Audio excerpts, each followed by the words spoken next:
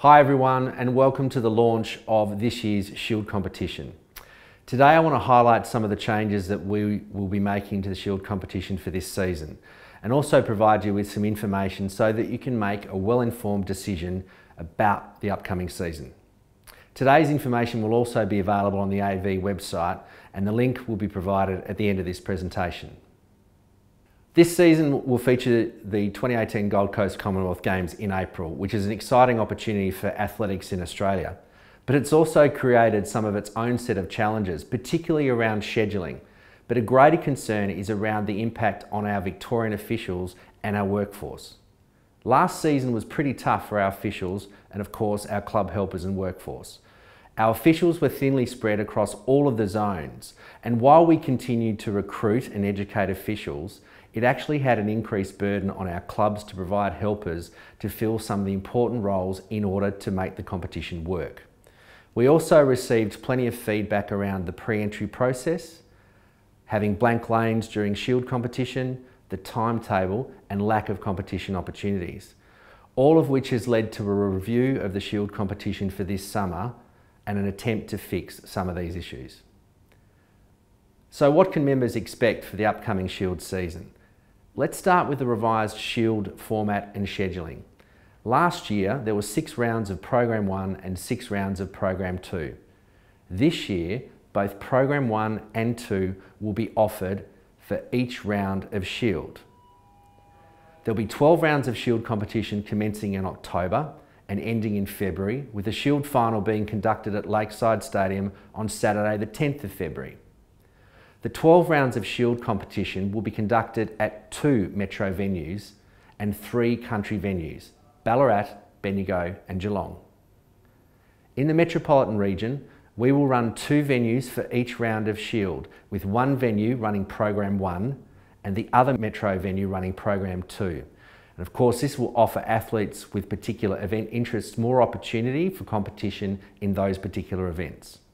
And finally, for the first time in Shield history, all members will be able to compete at any of the 5 Shield venues around Victoria, the 2 in Metro and the 3 in the country region, and you'll be able to score points for your club. Of course, 2 zones, whether it's blue, red, white or yellow, will compete at the same venue in the Metro region, and they will rotate each round of the Shield competition. So to be abundantly clear, each of the 4 metro zones will continue to exist: red, white, blue and yellow. And there are no changes to the clubs within each zone. This change means we are able to consolidate our workforce into 2 metro and 3 country venues per round.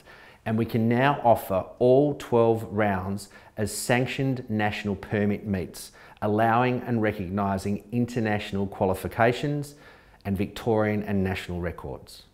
And of course, for our Victorian officials, further information will be provided by email next week on the process for nominating and then the appointment of officials for each round of Shield. So what about the venues for Metro Shield competition? The venues have been selected based on their capacity to deliver the events in both Program 1 and Program 2. And there has been a conscious decision to allocate events to as many venues as we possibly can during the upcoming season. It does mean that in some situations, members will have additional travel time to compete in Shield. But we remind all of our members that we now have 5 venues across Victoria offering competition, and that members can now compete at any of the venues and still score points for your club. So how do I compete in Shield competition? Members who have already purchased a Max package or a track and field package can compete in Shield and earn points for your club. If you started this season with simply an XCR package, you can purchase a track and field package and you will receive the discount. And for more information, head to the AV website or contact your club who will be able to assist you. I would like to take the opportunity to thank the AV Shield Committee who represent each zone, and they've been very instrumental in working through member feedback to help resolve some of the challenges with delivering this year's Shield competition. I would encourage everyone to read the information we've provided today on the website and also the information we will provide in the coming weeks. And if you have any questions, please feel free to contact the team at AV or your club.